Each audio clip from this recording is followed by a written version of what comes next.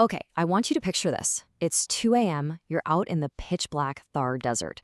A team of paranormal investigators is just wrapping up their visit to a completely desolate, ruined settlement. But as they get back to their car, they totally freeze. Right there, perfectly visible in the thick desert dust on the hood of their vehicle, are the handprints of a small child. Now, just a few minutes before, that dust was completely untouched. And here's the part that really gives you chills. There are literally no children for miles. In fact, this entire village has been totally abandoned for 2 centuries. So this is Kuldhara. Today, it's widely known as India's most haunted village. It sits just about 17 kilometers outside of the city of Jaisalmer, and it is this massive, frozen-in-time complex.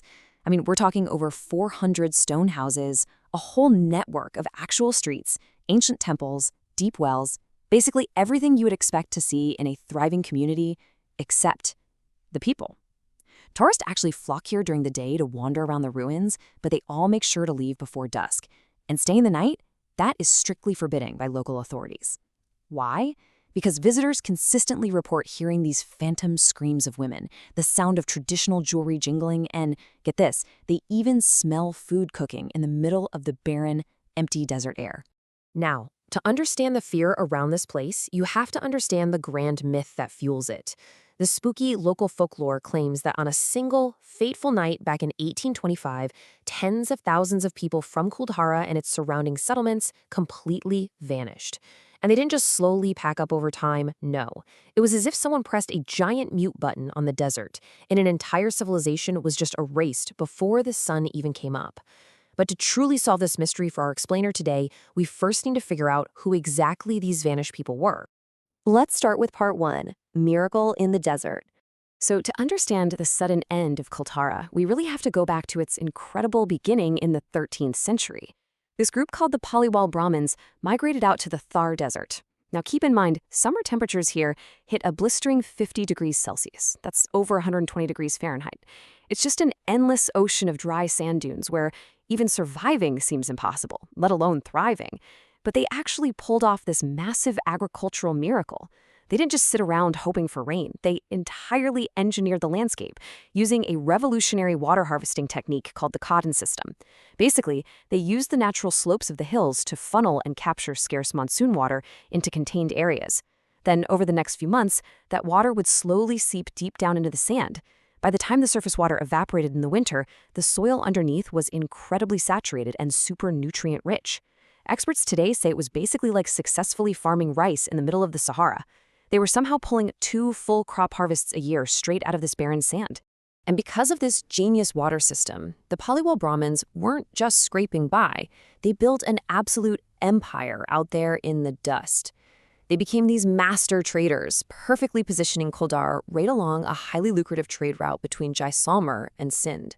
Over time, they evolved into the region's top bankers and financiers.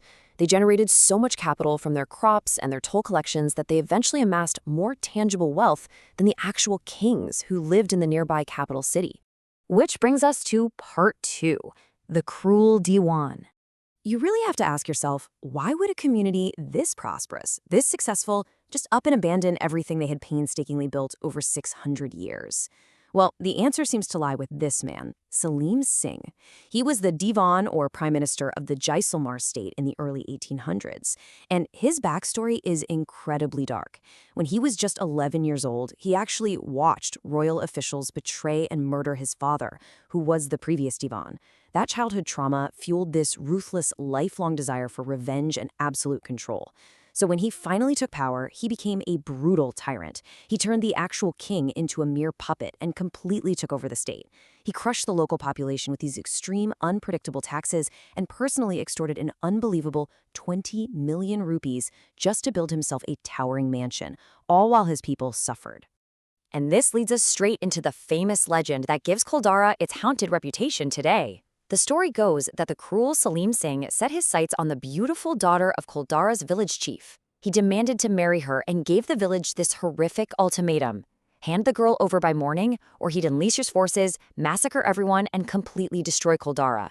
Knowing they didn't have the military power to fight him, the legend says the Paliwal Brahmins, along with 83 surrounding villages, made a miraculous pact. Rather than surrender their honor, they placed a dark curse on the land so no one could ever live there again, and they simply vanished into the desert night. All right, part 3, what really happened? Okay, it's a super gripping campfire tale, right? An overnight disappearance sparked by a tyrant's ultimatum. But let's put our detective hats on for a second. We need to look at the hard historical and scientific evidence. Now, a 2017 peer-reviewed journal actually proposed a completely different culprit, a massive earthquake. But we can pretty much rule that out today. A 2018 rebuttal meticulously tore that idea apart. First of all, geological records show earthquakes hit Giles Summer in 1819 and 1905, but there was absolutely nothing in 1825, which is when the Exodus supposedly happened. Plus, if a massive quake leveled Kuldhara, the neighboring villages should have been flattened too, but there are zero historical reports of that. And honestly, just look at the surviving walls of Kuldhara's houses. They are still standing perfectly flush against each other even today. A devastating earthquake would have left massive cracks and jagged gaps everywhere. But let's really hone in on this specific mythical number right here, 80,000. That's the number of people who supposedly disappeared in a single night, like some sort of magic trick. It's basically the cornerstone of the entire haunted legend. So let's look at the actual math.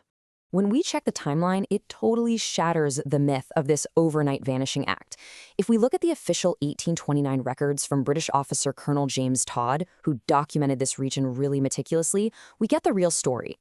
Even at its absolute peak centuries earlier, Kuldhara's population was only around 1,588 people, nowhere near 80,000. And by 1815, which is a full 10 years before the legendary overnight disappearance, the population had already plummeted down to just 800. Amazingly, census records from 1890 show that 37 people were still living out there in the ruins decades later. So they didn't just vanish in one night. The village suffered a slow, agonizing decline over several decades. So what actually drove them away? Well, history shows us it was a perfect storm of disasters. First, there was a severe environmental collapse. The nearby Kak River, which was crucial for replenishing their groundwater, completely dried up. Without it, their famous Kamadon farming system totally collapsed. No food meant the trade route died.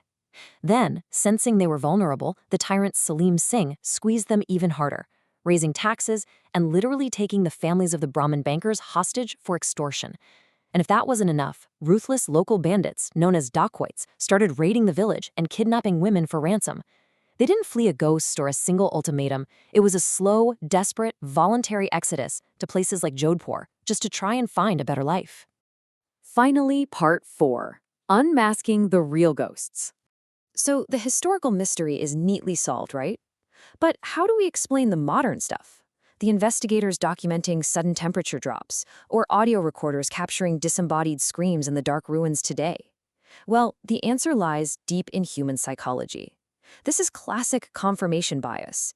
When you walk through an archway famously branded as India's most haunted village, your brain is already fully primed for terror. You're expecting to see ghosts, so your brain actively works to interpret totally normal, everyday environmental stimuli as supernatural events.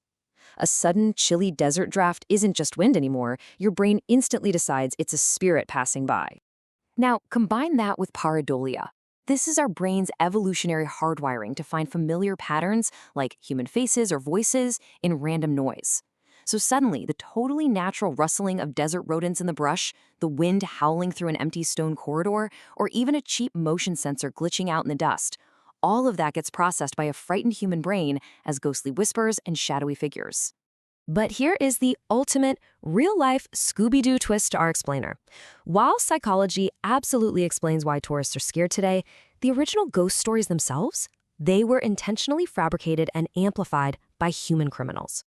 Remember earlier when we talked about how incredibly wealthy the Paliwal Brahmins were? Well, when they slowly migrated away, they couldn't exactly carry all their heavy assets with them across the desert, so they buried vast amounts of gold and silver beneath their homes. And local thieves totally knew this. To make sure they could dig through the ruins under the cover of darkness without anyone disturbing them, these looters actively spread terrifying rumors about dark curses and screaming ghosts, just to keep the superstitious locals as far away as possible. And this isn't just a fun theory. As recently as 1998, foreign tourists armed with metal detectors were literally caught and arrested in Kuldhara digging up hidden gold and silver coins.